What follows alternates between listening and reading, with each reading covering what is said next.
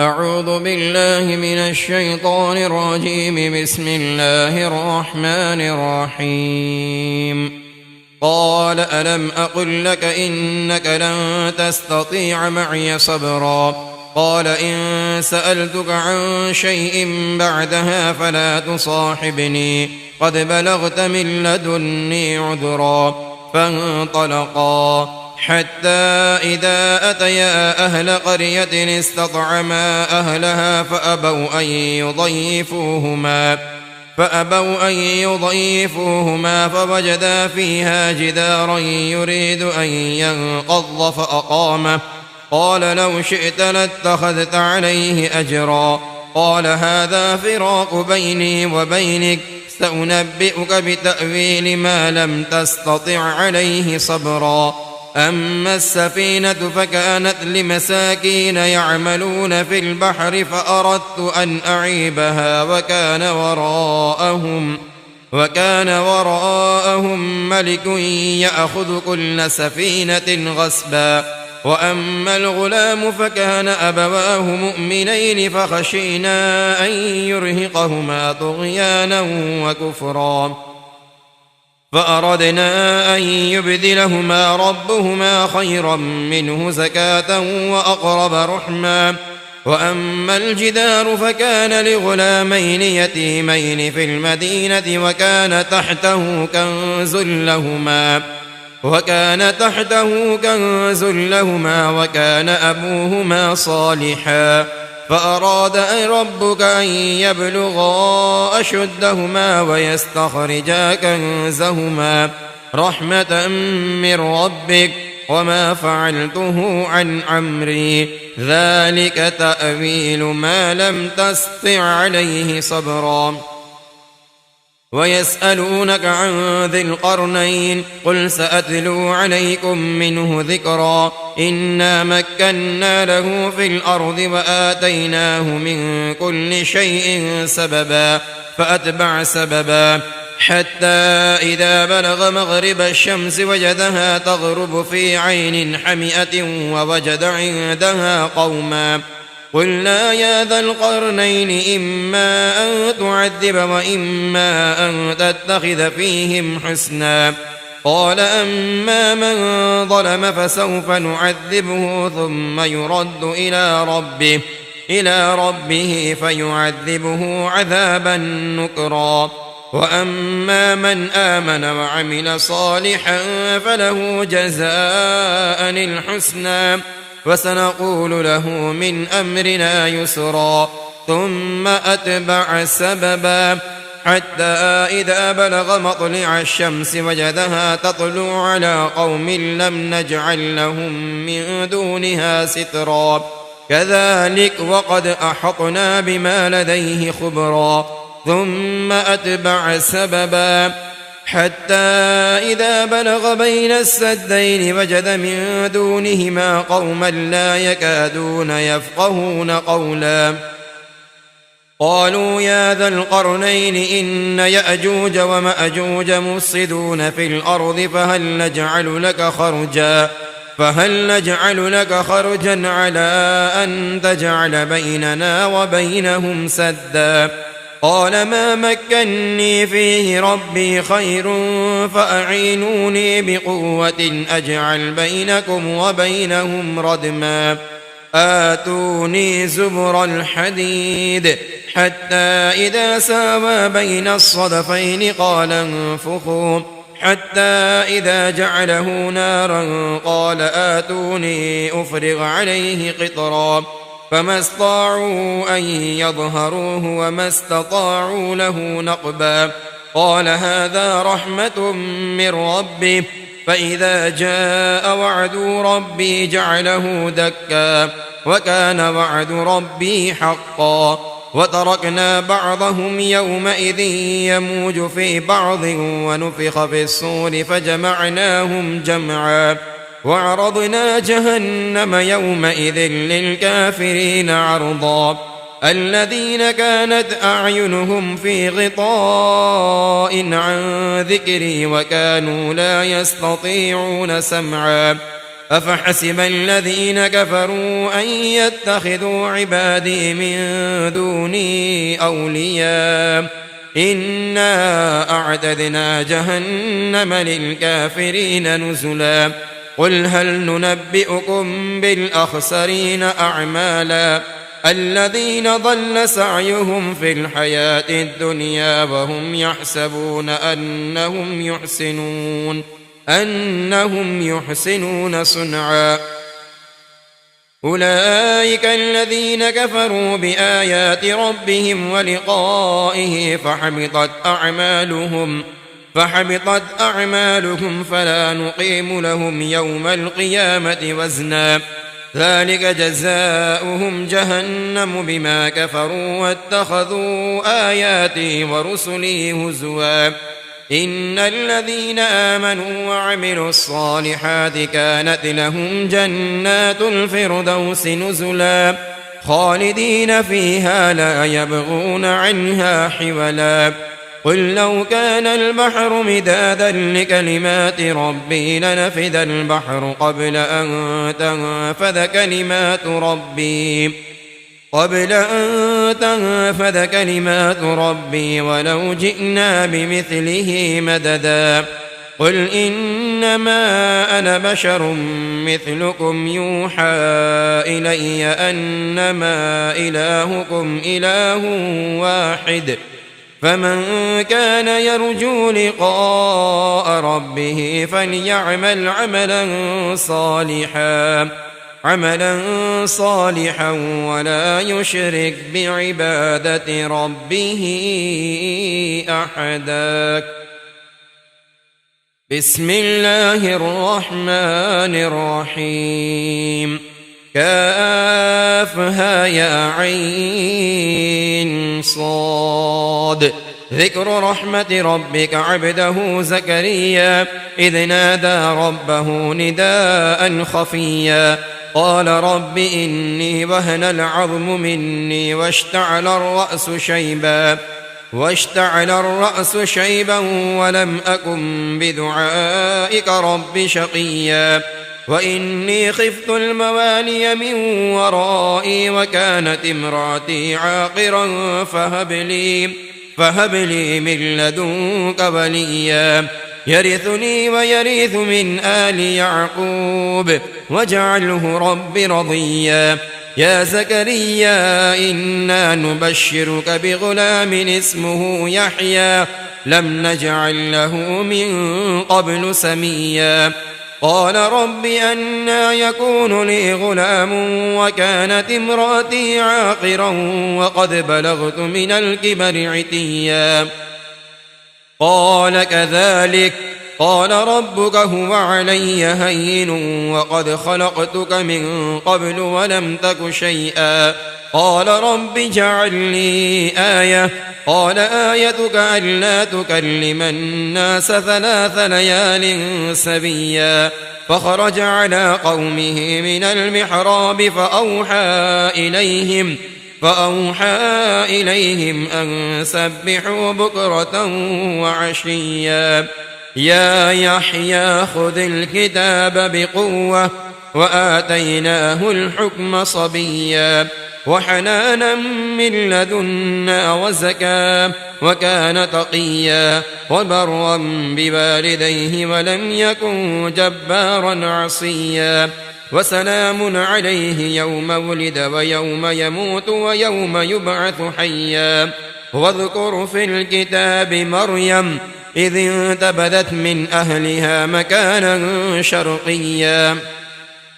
فاتخذت من دونهم حجابا فأرسلنا إليها روحنا فتمثل لها بشرا سويا قالت إني أعوذ بالرحمن منك إن كنت تقيا قال إنما أنا رسول ربك لأهب لك غلاما زكيا قالت أنى يكون لي غلام ولم يمسسني بشر ولم أك بغيا قال كذلك قال ربك هو علي هين ولنجعله آية للناس ورحمة منا وكان أمرا مقضيا فحملته فانتبذت به مكانا قصيا فأجاءها المخاض إلى جذع النخلة قالت يا ليتني مت قبل هذا وكنت نسيا منسيا فناداها من تحتها ألا تحزني قد جعل ربك تحتك سريا وهزي إليك بجذع النخلة تساقط عليك رطبا جنيا فكلي واشربي وقري عينا فإما ترين من البشر أحدا فقولي إني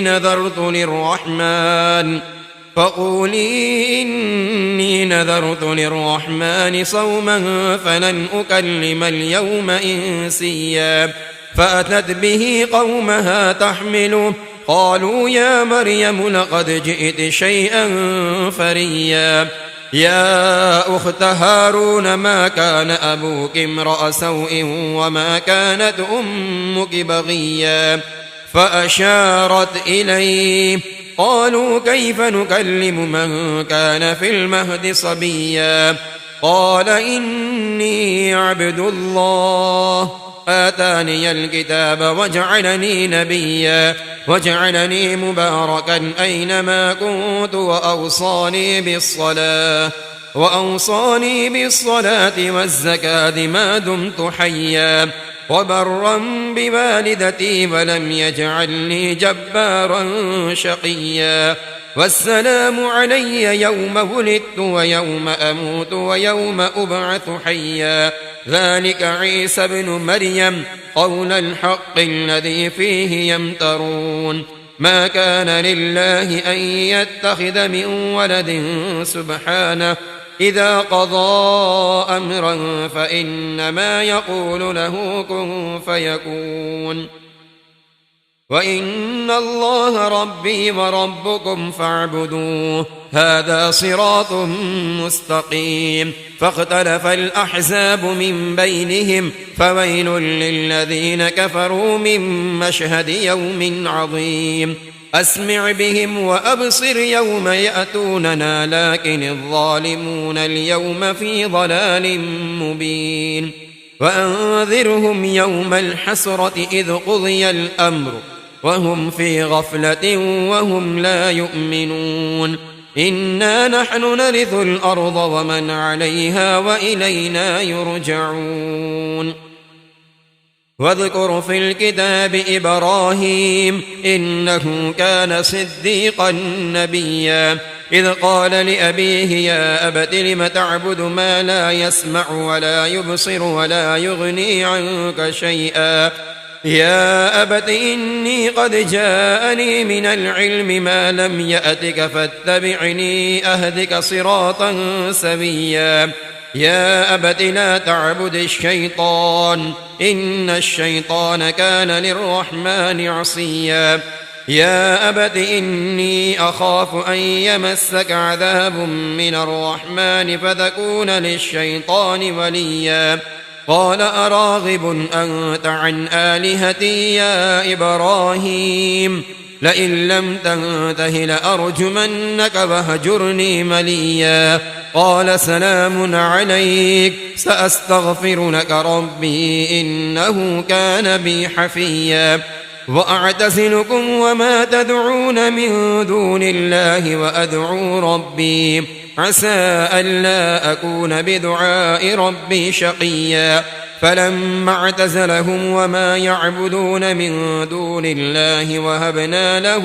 إسحاق ويعقوب وكلا جعلنا نبيا ووهبنا لهم من رحمتنا وجعلنا لهم لسان صدق عليا واذكر في الكتاب موسى إنه كان مخلصا وكان رسولا نبيا وناديناه من جانب الطور الأيمن وقربناه نجيا ووهبنا له من رحمتنا أخاه هارون نبيا واذكر في الكتاب إسماعيل إنه كان صادق الوعد وكان رسولا نبيا وكان يأمر أهله بالصلاة والزكاة وكان عند ربه مرضيا. واذكر في الكتاب إدريس إنه كان صديقا نبيا ورفعناه مكانا عليا. أولئك الذين أنعم الله عليهم من النبيين من ذرية آدم وممن حملنا مع نوح ومن ذرية إبراهيم وإسرائيل وممن هدينا واجتبينا إذا تتلى عليهم آيات الرحمن خروا سجدا وبكيا. فخلف من بعدهم خلف أضاعوا الصلاة واتبعوا الشهوات فسوف يلقون غيا. إلا من تاب وآمن وعمل صالحا فأولئك يدخلون الجنة ولا يظلمون شيئا. جنات عدن التي وعد الرحمن عباده بالغيب إنه كان وعده مأتيا. لا يسمعون فيها لغوا إلا سلاما ولهم رزقهم فيها بكرة وعشيا. تلك الجنة التي نورث من عبادنا من كان تقيا. وما نتنزل إلا بأمر ربك له ما بين أيدينا وما خلفنا وما بين ذلك وما كان ربك نسيا. رب السماوات والأرض وما بينهما فاعبده واصطبر لعبادته هل تعلم له سميا. ويقول الإنسان أإذا ما مت لسوف أخرج حيا. أولا يذكر الإنسان أنا خلقناه من قبل ولم يك شيئا. فوربك لنحشرنهم والشياطين ثم لنحضرنهم حول جهنم جثيا. ثم لننزعن من كل شيعة أيهم أشد على الرحمن عتيا. ثم لنحن أعلم بالذين هم أولى بها صليا. وإن منكم إلا واردها كان على ربك حتما مقضيا. ثم ننجي الذين اتقوا ونذر الظالمين فيها جثيا. وإذا تتلى عليهم آياتنا بينات قال الذين كفروا للذين آمنوا أي الفريقين خير مقاما وأحسن نديا. وكم أهلكنا قبلهم من قرن هم أحسن أثاثا ورئيا. قل من كان في الضلالة فليمدد له الرحمن مدا حتى إذا رأوا ما يوعدون إما العذاب وإما الساعة فسيعلمون من هو شر مكانا وأضعف جندا. ويزيد الله الذين اهتدوا هدى والباقيات الصالحات خير عند ربك ثوابا وخير مردا. أفرأيت الذي كفر بآياتنا وقال لأوتين مالا وولدا أطلع الغيب أم اتخذ عند الرحمن عهدا. كلا سنكتب ما يقول ونمد له من العذاب مدا ونرثه ما يقول ويأتينا فردا. واتخذوا من دون الله آلهة ليكونوا لهم عزا. كلا سيكفرون بعبادتهم ويكونون عليهم ضدا.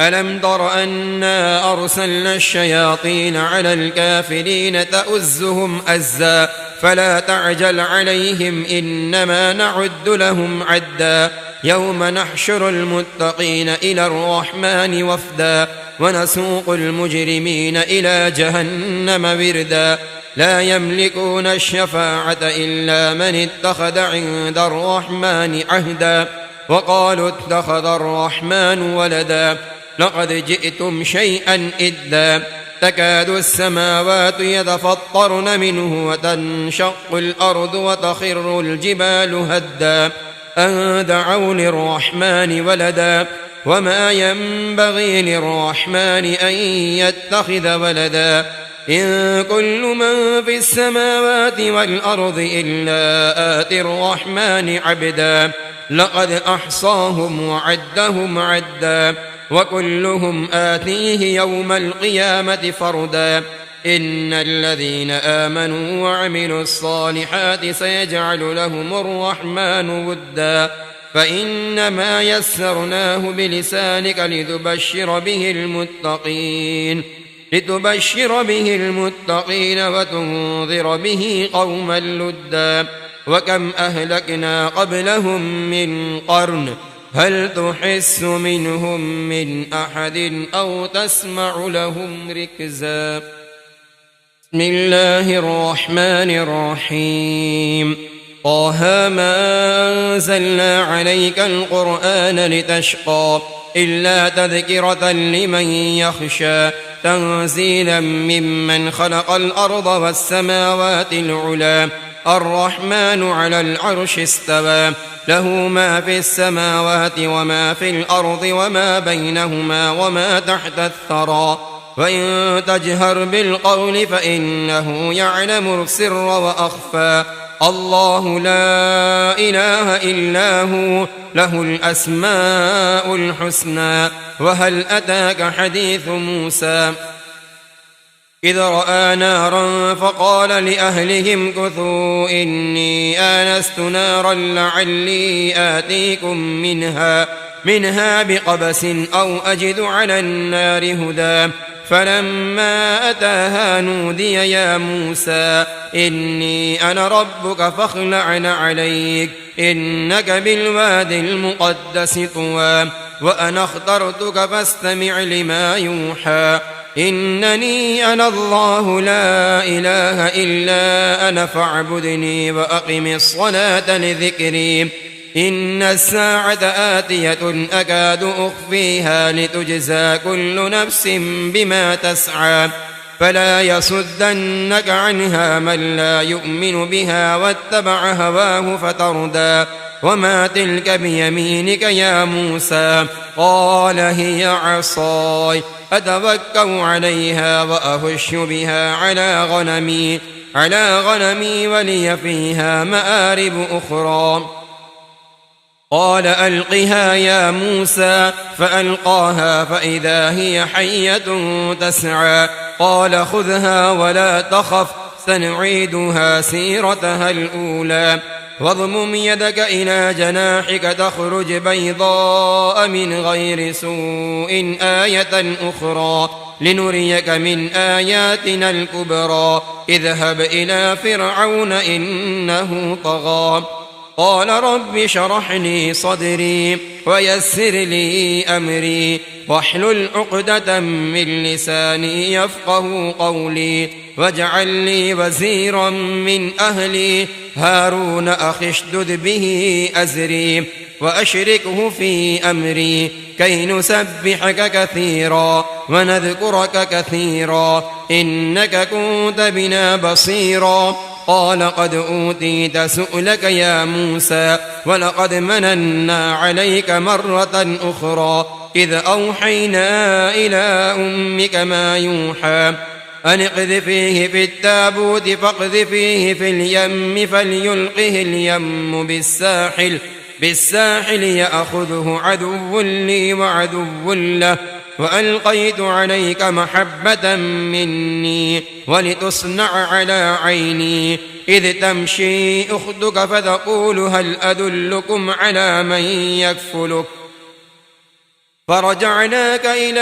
أمك كي تقر عينها ولا تحزن وقتلت نفسا فنجيناك من الغم وفتناك فتونا فلبثت سنين في أهل مدين ثم جئت على قدر يا موسى واصطنعتك لنفسي اذهب أنت وأخوك بآياتي ولا تنيا في ذكري اذهبا إلى فرعون إنه طغى فقولا له قولا لينا لعله يتذكر أو يخشى قالا ربنا إننا نخاف أن يفرط علينا أو أن يطغى قال لا تخافا إنني معكما أسمع وأرى فأتياه فقولا إنا رسولا ربك فأرسل معنا بني إسرائيل ولا تعذبهم قد جئناك بآية من ربك والسلام على من اتبع الهدى إنا قد أوحي إلينا أن العذاب على من كذب وتولى قال فمن ربكما يا موسى قال ربنا الذي أعطى كل شيء خلقه ثم هدى قال فما بال القرون الأولى قال علمها عند ربي في كتاب لا يضل ربي ولا ينسى الذي جعل لكم الأرض مهدا وسلك لكم فيها سبلا وأنزل من السماء ماء فأخرجنا به أزواجا من نبات شتى كلوا ورأوا أنعامكم إن في ذلك لآيات لأولي النهى منها خلقناكم وفيها نعيدكم ومنها نخرجكم تارة أخرى ولقد أريناه آياتنا كلها فكذب وأبى قال أجئتنا لتخرجنا من أرضنا بسحرك يا موسى فلنأتينك بسحر مثله فاجعل بيننا وبينك موعدا لا نخلفه نحن ولا أنت مكانا سوى قال موعدكم يوم الزينة وأن يحشر الناس ضحى فتولى فرعون فجمع كيده ثم أتى قال لهم موسى ويلكم لا تفتروا على الله كذبا فيسحتكم بعذاب وقد خاب من افترى فتنازعوا أمرهم بينهم وأسروا النجوى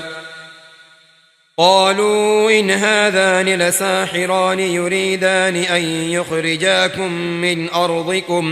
من أرضكم بسحرهما ويذهبا بطريقتكم المثلى فأجمعوا كيدكم ثم أتوا صفا وقد أفلح اليوم من استعلى قالوا يا موسى إما أن تلقي وإما أن نكون أول من ألقى قال بل ألقوا فإذا حبالهم وعصيهم يخيل إليه من سحرهم أنها تسعى فأوجس في نفسه خيفة موسى قلنا لا تخف إنك أنت الأعلى وألق ما في يمينك تلقف ما صنعوا إنما صنعوا كيد ساحر ولا يفلح الساحر حيث أتى فألقي السحرة سجدا قالوا آمنا برب هارون وموسى قال آمنتم له قبل أن آذن لكم إنه لكبيركم الذي علمكم السحر فلأقطئن أيديكم وأرجلكم من خلاف ولأصلبنكم في جذوع النخل ولتعلمن أينا أشد عذابا وأبقى قالوا لن نؤثرك على ما جاءنا من البينات والذي فطرنا فاقض ما أنت قاض إنما تقضي هذه الحياة الدنيا إنا آمنا بربنا ليغفر لنا خطايانا وما أكرهتنا عليه من السحر والله خير وأبقى إنه من يأت ربه مجرما فإن له جهنم لا يموت فيها ولا يحيا ومن يأته مؤمنا قد عمل الصالحات فأولئك لهم الدرجات العلى جنات عدن تجري من تحتها الأنهار خالدين فيها وذلك جزاء من تزكى ولقد أوحينا إلى موسى أن أسر بعبادي فاضرب لهم طريقا في البحر يبسا لا تخاف دركا ولا تخشى فاتبعهم فرعون بجنوده فغشيهم من اليم ما غشيهم وأضل فرعون قومه وما هدى يا بني إسرائيل قد أنجيناكم من عدوكم وواعدناكم جانب الطور الأيمن ونزلنا عليكم المن والسلوى كلوا من طيبات ما رزقناكم ولا تطغوا فيه فيحل عليكم غضبي ومن يحلل عليه غضبي فقد هوى وإني لغفار لمن تاب وآمن وعمل صالحا ثم اهتدى وما أعجلك عن قومك يا موسى قال هم أولئك على أثري وعجلت إليك رب لترضى قال فإنا قد فتنا قومك من بعدك وأضلهم السامري فرجع موسى إلى قومه غضبان أسفا قال يا قوم ألم يعدكم ربكم وعدا حسنا أفطال عليكم العهد أم أردتم أن يحل عليكم غضب من ربكم فأخلفتم موعدي قالوا ما أخلفنا موعدك بملكنا ولكننا حملنا أوزارا من زينة القوم فقذفناها فكذلك ألقى السامري فأخرج لهم عجلا جسدا له خوار فقالوا هذا إلهكم وإله موسى فنسي أفلا يرون ألا يرجع إليهم قولا ولا يملك لهم ضرا ولا نفعا ولقد قال لهم هارون من قبل يا قوم إنما فتنتم به وإن ربكم الرحمن فاتبعوني وأطيعوا أمري قالوا لن نبرح عليه عاكفين حتى يرجع إلينا موسى قال يا هارون ما منعك إذ رأيتهم ضلوا ألا تتبعن أفعصيت أمري قال يا ابن أم لا تأخذ بلحيتي ولا برأسي إني خشيت أن تقول فرقت بين بني إسرائيل ولم ترقب قولي قال فما خطبك يا سامري قال بصرت بما لم يبصروا به فقبضت قبضة من أثر الرسول فنبذتها وكذلك سولت لي نفسي قال فاذهب فإن لك في الحياة أن تقول لا مساس وإن لك موعدا لن تخلفه وانظر إلى إلهك الذي ظلت عليه عاكفا لنحرقنه ثم لننسفنه في اليم نسفا إنما إلهكم الله الذي لا إله إلا هو وسع كل شيء علما كذلك نقص عليك من أنباء ما قد سبق وقد آتيناك من لدنا ذكرا من أعرض عنه فإنه يحمل يوم القيامة وزرا خالدين فيه وساء لهم يوم القيامة حملا يوم ينفخ في الصور ونحشر المجرمين يومئذ زرقا يتخافتون بينهم إن لبثتم إلا عشرا نحن أعلم بما يقولون إذ يقول أمثلهم طريقة إن لبثتم إلا يوما ويسألونك عن الجبال فقل ينسفها ربي نسفا فيذرها قاعا صفصفا لا ترى فيها عوجا ولا أمتا يومئذ يتبعون الداعي لا عوج له وخشعت الأصوات للرحمن فلا تسمع إلا همسا يومئذ لا تنفع الشفاعة إلا من أذن له الرحمن ورضي له قولا يعلم ما بين أيديهم وما خلفهم ولا يحيطون به علما وعنت الوجوه للحي القيوم وقد خاب من حمل ظلما ومن يعمل من الصالحات وهو مؤمن فلا يخاف ظلما ولا هضما وكذلك أنزلناه قرآنا عربيا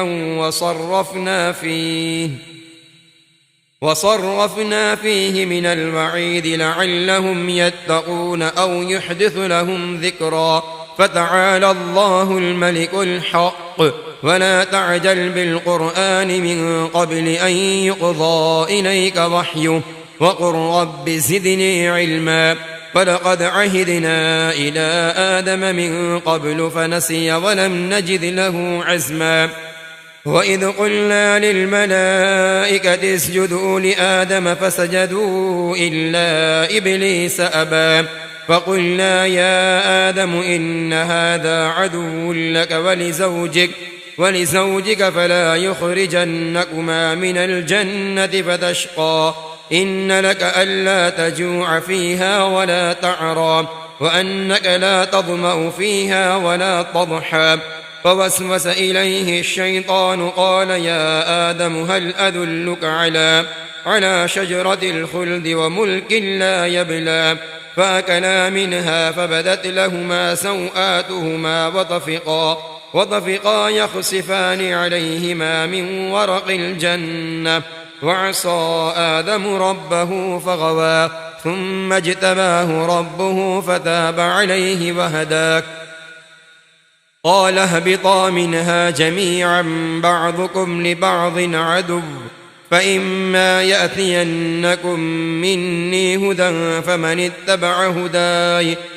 اتبع هداي فلا يضل ولا يشقى ومن أعرض عن ذكري فإن له معيشة ضنكا ونحشره يوم القيامة أعمى قال رب لم حشرتني أعمى وقد كنت بصيرا قال كذلك أتتك آياتنا فنسيتها وكذلك اليوم تنسى وكذلك نجزي من أسرف ولم يؤمن بآيات ربه ولعذاب الآخرة أشد وأبقى أفلم يهد لهم كم أهلكنا قبلهم من القرون يمشون في مساكنهم إن في ذلك لآيات لأولي النهى ولولا كلمة سبقت من ربك لكان لزاما وأجل مسمى فاصبر على ما يقولون وسبح بحمد ربك قبل طلوع الشمس وقبل غروبها ومن آناء الليل فسبح وأطراف النهار لعلك ترضى ولا تمدن عينيك إلى ما متعنا به أزواجا منهم زهرة الحياة الدنيا لنفتنهم فيه ورزق ربك خير وأبقى وأمر أهلك بالصلاة واصطبر عليها لا نسألك رزقا نحن نرزقك والعاقبة للتقوى وقالوا لولا يأتينا بآية من ربه أولم تأتهم بينة ما في الصحف الأولى ولو أنا أهلكناهم بعذاب من قبله لقالوا ربنا لولا أرسلت إلينا رسولا فنتبع آياتك من قبل أن نذل ونخزى قل كل متربص